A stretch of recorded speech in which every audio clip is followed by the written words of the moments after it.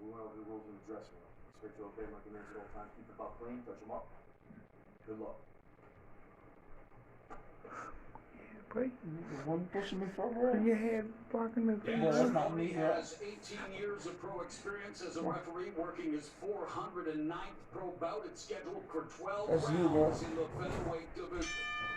Bell at round one, Nyambayar in the black and silver trunks, Breedy in the camouflage black and silver.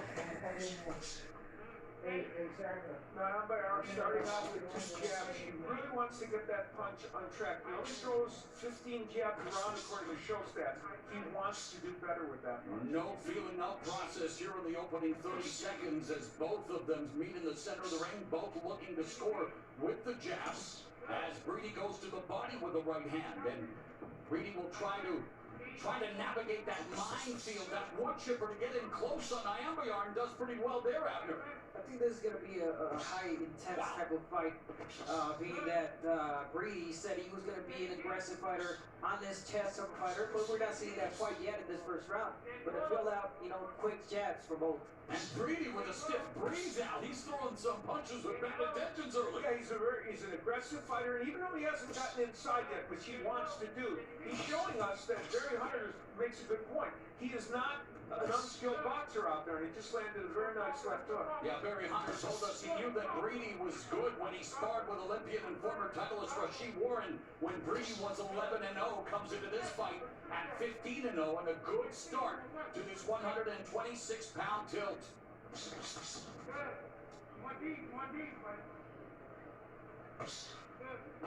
Breedy has only had 1 stoppage win in his last 10 fights, so nice right by Nyambayar. He is not a major knockout puncher, but he thinks if he lands just the right punch, he can hurt Nyambayar. Yeah, that knockout coming in his last fight. Again, only 5 KOs on his record. Wow.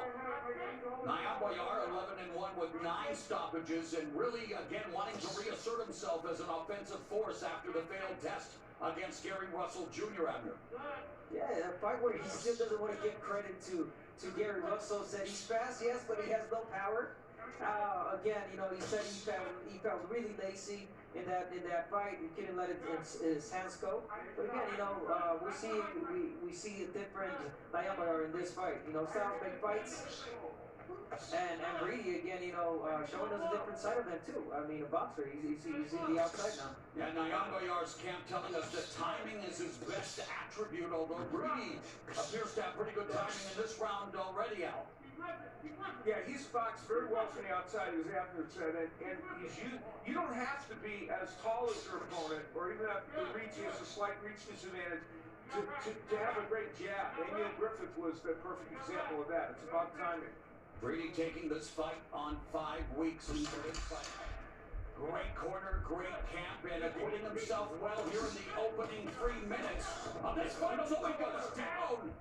3, 4, 5, 6, 7, 8. Walk to me. I guess Nyambayar was getting sick and tired of me exhorting Cobia Breedy, as that's the second knockdown of Breedy's career coming at the end of the opening round. Calm down. All he's doing is trying to set up the right hand. Okay? All you gotta remember is this. Once you win, once you got it up on it, you start skating. Well, Nyambayar has a terrific right hand. He used it to hurt Claudio Marrero in the fight just before the Russell fight, and then most of his knockdowns have been counted by the right hand. Used the jab perfectly, and that set up that right hand and sent Breedy to the canvas. The final left hook didn't get there. The second look, the jab sets up the right, Abner, as it always does. It definitely does, and prior to that, I saw Cobia also trying to land a right hand, but great job from Nyambayar. Yeah, he is a good right-hand puncher, and as we were going to get to the keys to victory, guess what? One of them, Morrow, was use the right hand. And guess what, Mr. Bernstein? That's exactly what he did. But, man, what beautiful placement, the way he utilized the jab, the stick out, setting up the right hand and the knockdown. And Breedy went down with less than 5 seconds left in that opening frame. And, erasing what I thought had been a good round for Breedy. It really was. And a big breakthrough. for him that it came with only 5 seconds left in the round. Let's see if he's got himself back in good form here.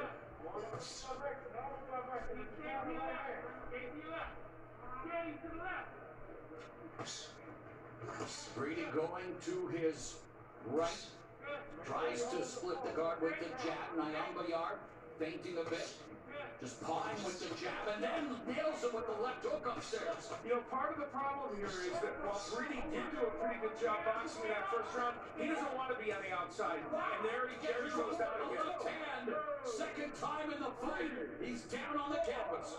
5, 6, 7, 8. Step. Give me gloves. Give me gloves. So Breedy hits the deck for the second time here in the first 2 rounds of this fight. Third time in his career, and now Nyambayar looking to cut off the ring and stalk Breedy, but still very composed. John Pullman, the trainer of Nyambayar, said, "You haven't seen the best of Tuggs yet. No one has." Well, you might be seeing that right now. What's it? He definitely is. I mean, I like the fact that he was facing prior to going for the kill. I mean, you don't see him. He knows he's got him hurt already, Breedy, but he's being really composed. You know, he knows he has him using the feints, and that right hand is gonna come.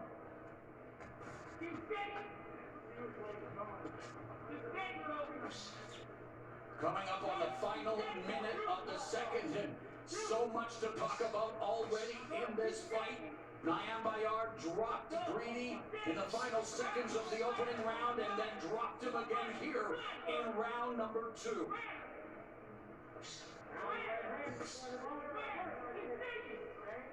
First knockdown courtesy of the right, Al, the second one the left. Yeah,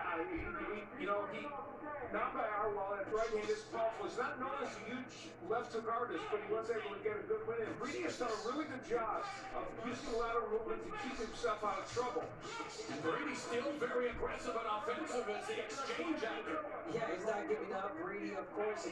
I think he got a breather there, definitely. He got time to recuperate a little bit from Nyambayar not being so aggressive, giving him the ability to recuperate. But again, Nyambayar, I think, great job of setting it up with that jab. Yeah, Nyambayar staying to his word. Much more of an offensive force bringing the fight to Cobia. Breedy. We're at the end of 2.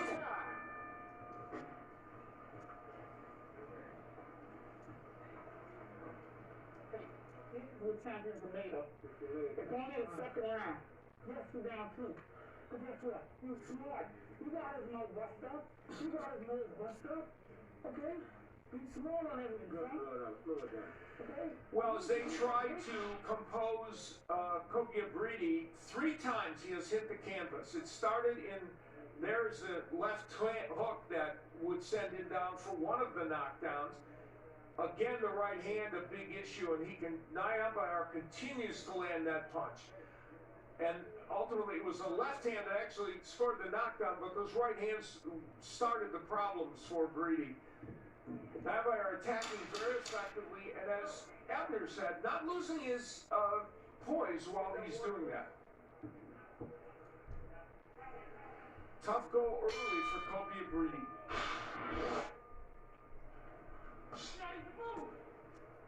Round number 3 underway, scheduled for 12 at 126 pounds. Nyambayar would love to work his way back to another title opportunity. Breedy looking to make the most of this, the biggest opportunity of his career, coming in at 15-0, but already facing a ton of adversity as he's been down twice already in this fight. And the other key to victory that I have for Breedy was get on the inside. He has not once been on the inside where he could fight off the chest of Nyambayar, which is where he needs to be. I was just about to mention that. I mean, if plan A is not working, which is, staying in the outside trying to box, plan B, whatever, always works. Pressure. I would have thought getting on the inside was going to be plan A, but he hasn't tried to do it, though, for some reason. And of course, some of that is facing the punches as he's coming in, but... I'm Breedy looking to land that overhand right. Nyambayar going to the body, gets countered upstairs to the left, leads with the left, and boy, they are throwing punches in bunches here. It's been an action-packed fight. Yeah, Breedy is certainly throwing, but he's in that mid-range. He's not close enough to smother the punches of Nyambayar. He's just in the mid-range where even when he exchanges with Nyambayar, it's dangerous. There's a lead right hand that clips Nyambayar. Minute and a half remaining in the third round. And Breedy is having a better round, no Yes. question. And there's been already like 3 right hands, overhand right hands that Breedy has landed, and I think he noticed that. He's got quick hands. He does, and it all comes down to that pressure that he's putting. He's got to keep pressuring, and that right hand it's open. And at 126, plenty of speed on display, led by Mr. Gary Russell Jr. out. Yeah, that's for sure. You know, both men trying to get some uppercuts on the inside as well. Nyambayar has an excellent uppercut. Final minute of the third round.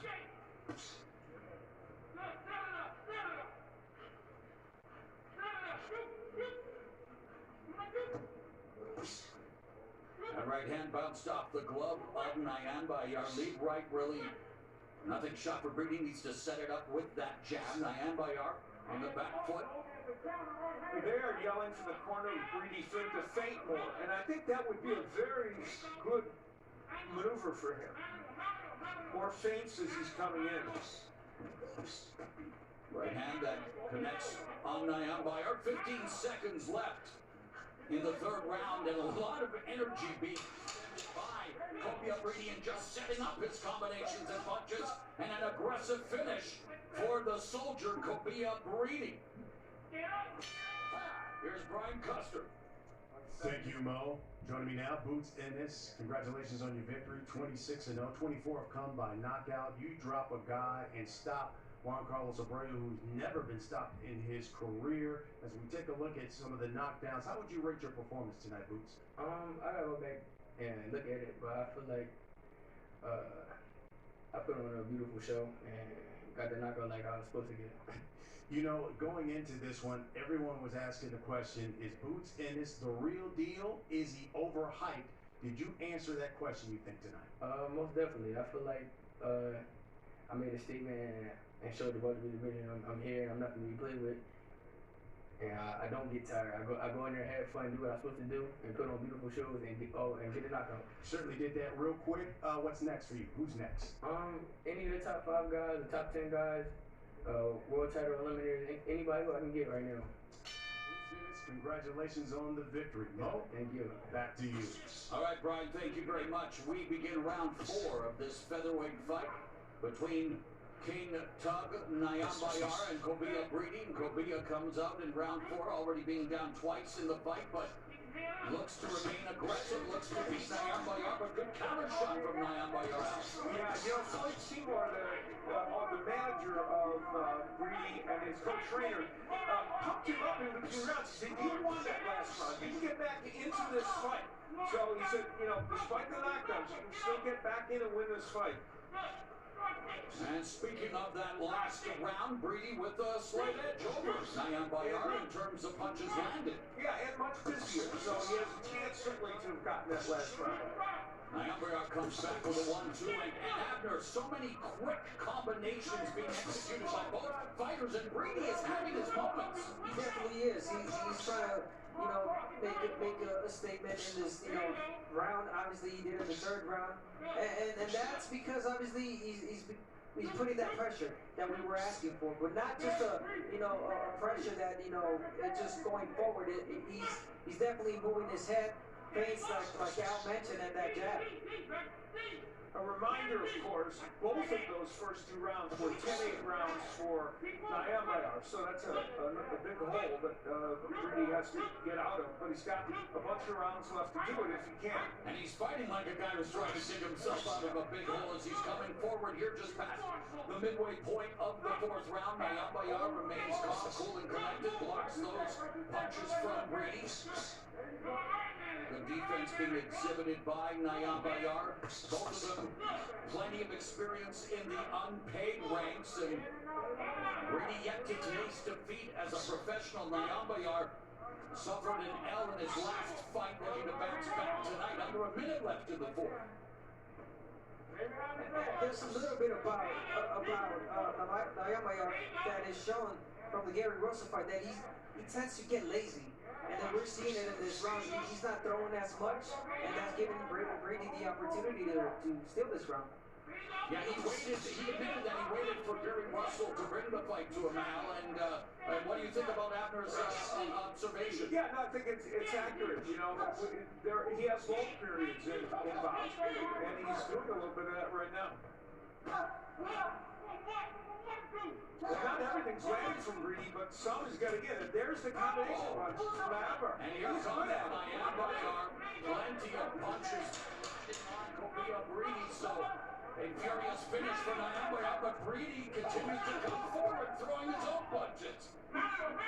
Wild stuff in 4 rounds here at the Fight Sphere.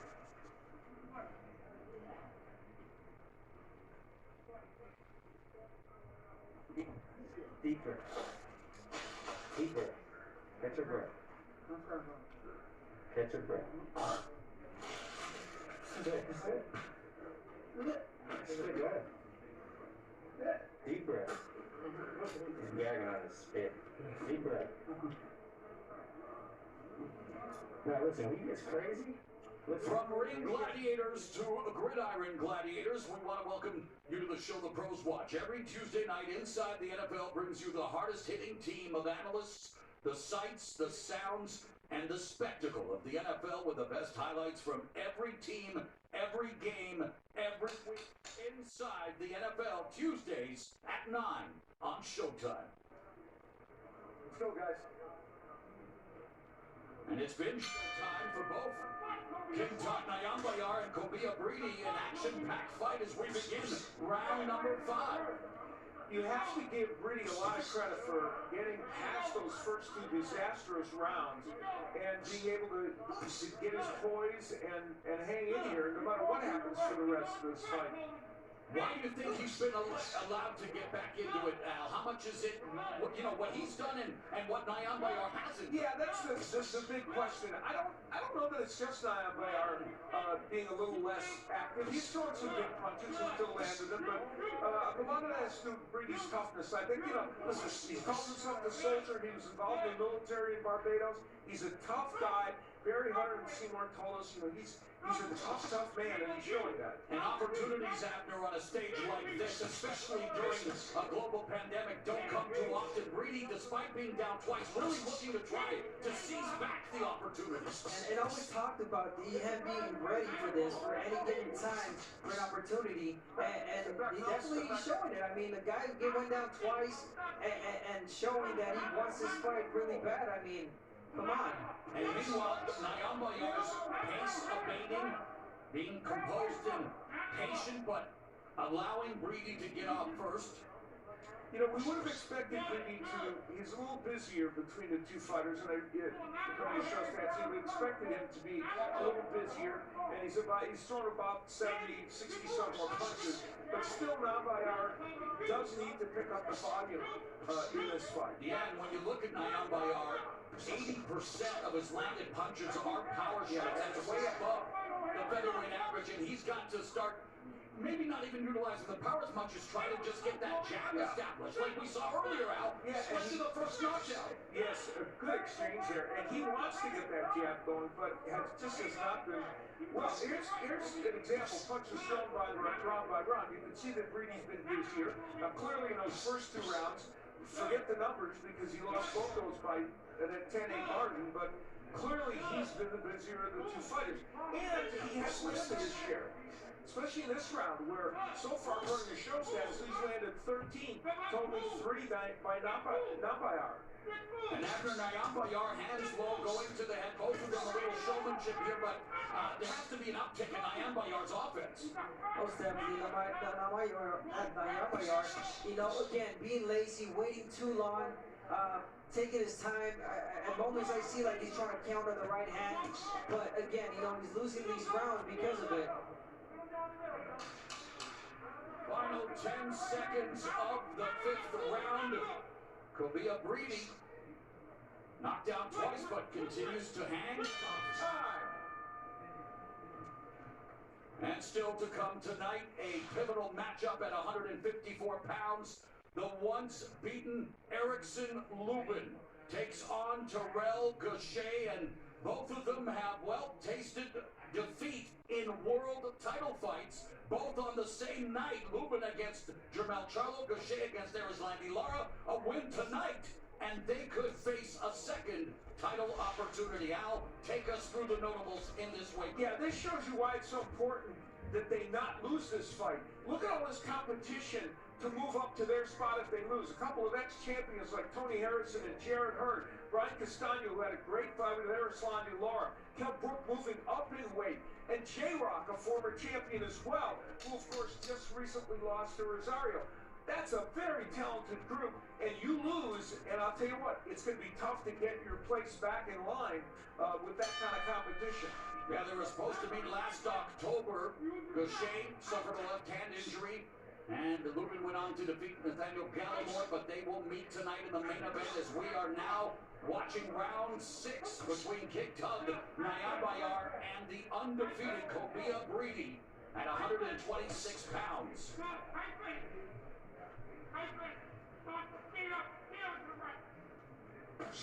Now remember early in this match when the right hand knocked Breedy down, and it came because the jab set that up. And that's why it's important for Nyambayar to try and throw more jabs. Now, he's thrown 130 jabs in this fight, but it's not done thrown them effectively as he would like. And hasn't thrown many lately. No. See, even there, the pulling jab that he didn't land almost set up a big right hand.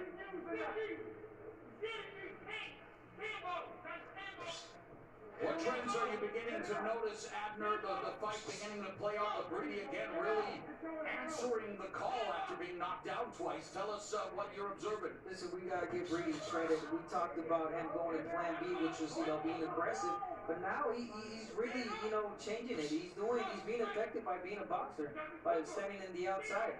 And a reminder, though, Nyambayar is usually very good in the second portion of his fights. And we saw that against Russell, where he came back and had some really good rounds. So he's capable of a strong finish. Well, we had a strong start, a little bit of a lull here in the mid-rounds, but knowing his capability, knowing what he is, his skill set, something you would like to see more from him, Al, in this second half of the fight. Yeah, I think just to be busier, we mentioned the jab, be busier and try and put his combinations together. He's a very good combination puncher when he does it. Now, Breedy has, with all his lateral movement, has made that tougher. But again, Breedy's offense has stalled a little bit here. Under a minute left in the 6th. There's a 4-punch combination from Breedy. The jab was the only punch that really landed, and catches Nyambayar with the right hand. And there's a speed discrepancy here, Andrew. Listen, Nyambayar needs a hype man in his corner, or hype himself up, because this guy, he really is good. He's fast whenever he decides to throw punches, but I'm not liking the waiting process right now that he's doing. And he's not cutting off the ring on Breedy. No, he's just allowing him to use the whole ring. It was a massive step up in class for Breedy when he took this fight, and now he takes some punches from Nyambayar in the center of the ring. Nyambayar flashing the jab, more of a rangefinder. Avoids that combination from Breedy. We're at the midway point of this 12-round featherweight.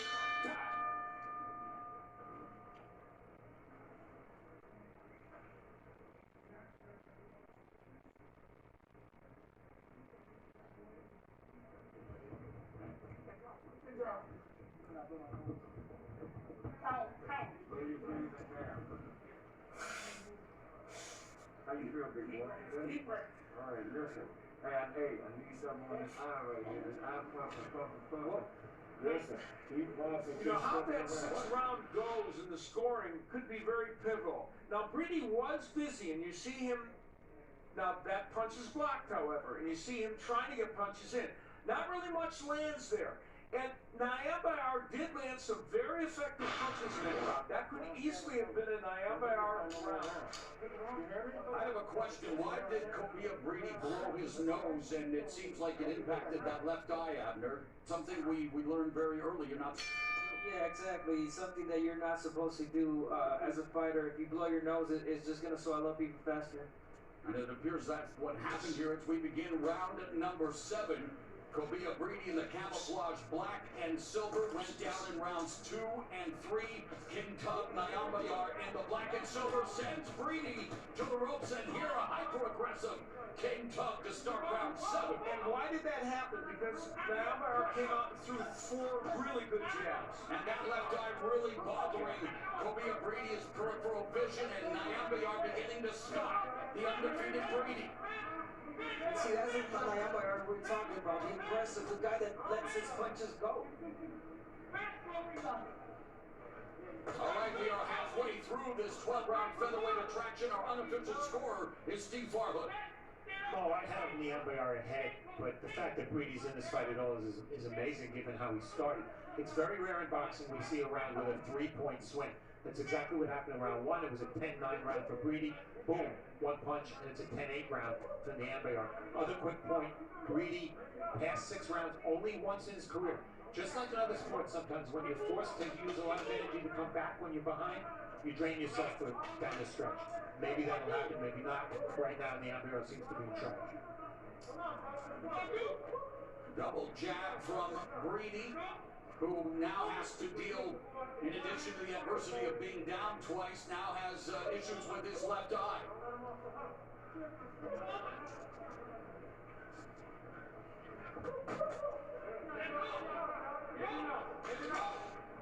Nyambayar has been 10 rounds once and 12 rounds twice, so he has more experience going longer distances than Breedy. And Abner, Breedy able to utilize all of the real estate he wants. Nyambayar, as Al mentioned, needs to do a better job of cutting off the ring.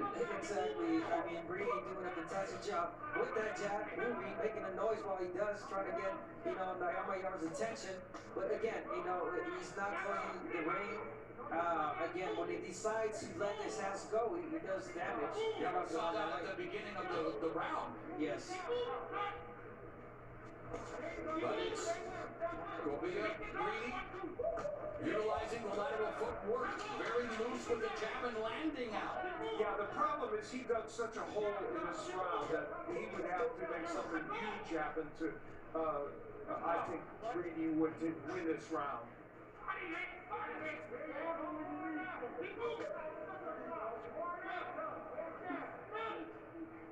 King Tug's corner calling for more jabs. The jab is seemingly gone MIA as we head to round number 8. One of the keys to victory that I had for Nyambayar was in fact the throw combinations, which he doesn't always do. But here's an example of where he did it. The jab and the straight right hand, and he had that left hook that you always want to finish that with. And here, he didn't let Breedy off the hook. He landed 1 punch, he came with a second one. And see, look at here, a 3-punch combination, and even trying to land that uppercut. That's the kind of combination punching Nyambayar is capable of. He showed flashes of it against Gary Russell, and he has shown it in flashes here in this fight while he's demonstrating his power. And that was one of the spots in which one of his right hands hurt Breedy. Let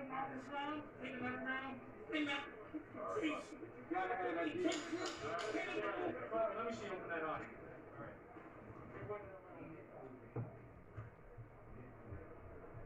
The fight began with King Tug Nyambayar scoring knockdowns in the first 2 rounds.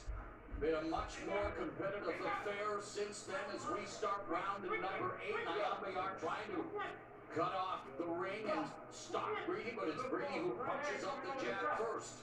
I mentioned earlier that originally Eduardo Ramirez was the opponent for Nyambayar, and he tested positive for COVID.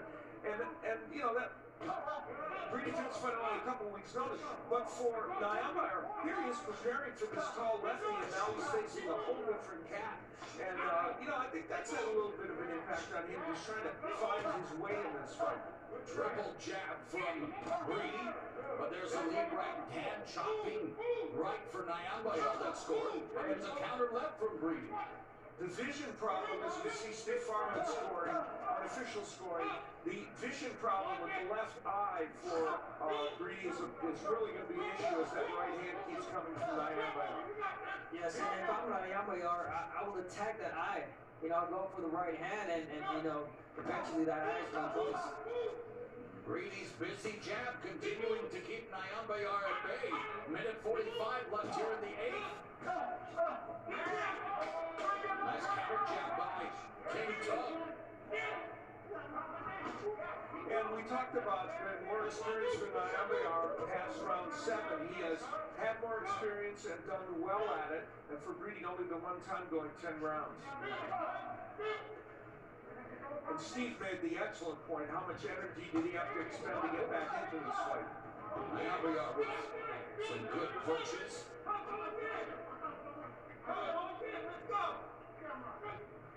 Coming up on the final 60 seconds of the 8th round, and well, Cobia Breedy has plenty of energy, no doubt about that. Can he win a round though where he's mostly moving around, not punching? That's the question.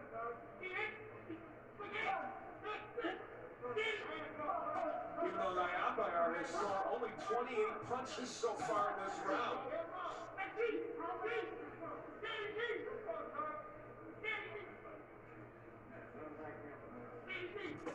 There's a right hand to the body by Nyambayar, doesn't follow it up. Under 30 seconds left in the 8th. Nyambayar trying to put together a combination after. Yes, you mentioned following it up. I think if he follows up 1 or 2 punches, he might miss the first 1 or 2 because we see Breedy backing up, but that 3rd or 4th always lands because he's walking backwards with his hands down.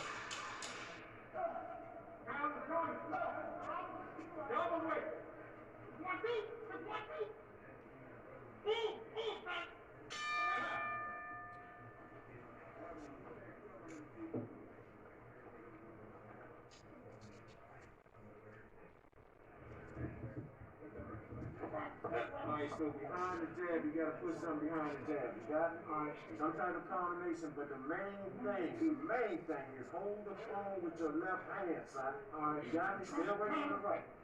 Now, he can't fight in reverse, but if you go in there, you gotta keep your hands locked in. Alright. Push him back when you can. Don't be afraid to hit the body. Just hold the phone inside. 1, 2. Once you hit him with a jab or 2, you fake, and then let a combination go. A 1, 2.